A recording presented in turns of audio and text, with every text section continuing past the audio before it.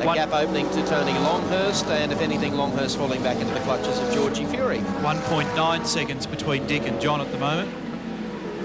So Johnson charging off into the wild blue yonder. Not an unfamiliar sight. This is George Fury, Peter Jackson BP Nissan Skyline. Third time out this year.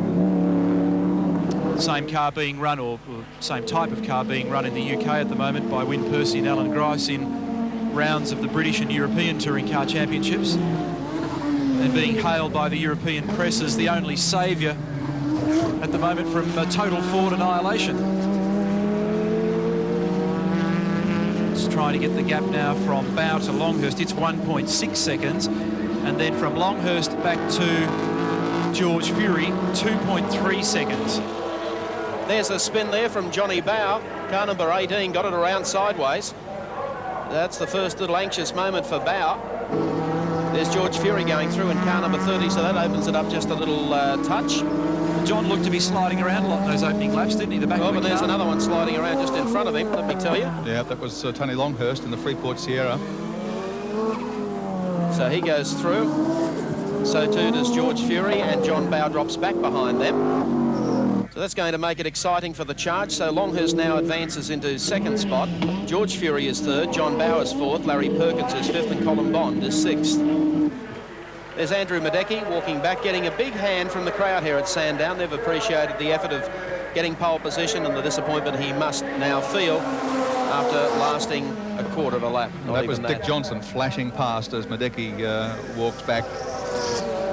Lap 5 of 32. John Bow trying to catch up for that lost ground, a little indiscretion. Colin Bond just passing Larry Perkins quite comfortably down the straight in a demonstration of absolute horsepower. Race leader Dick Johnson has a gap of 5.7 seconds over Tony Longhurst, and John Bow here in fourth place chasing George Fury for third.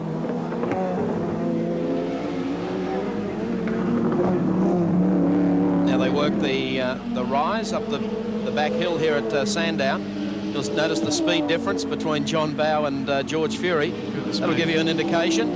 Nissan, a bit of work to do on the number 30 car. It's a bit depressing, isn't it, for the opposition at the moment? These things are very, very fast. And no doubt that Neil Lowe and his team of engineers have got the two shell cars really cooking. And they were the first fellas to really discover true horsepower in these cars. Certainly the others are following now. Longhurst, Moffat and Bond. But that's incredible when you can just pull out and go whack like that. It makes life a lot easier. Well, the times that the cars are doing now, one can only, I know it's terrible to turn the clock back, but at Bathurst last year with the Eggenberger cars, I got a feeling these cars of Johnson's would have run away and hidden from Eggenberger's cars.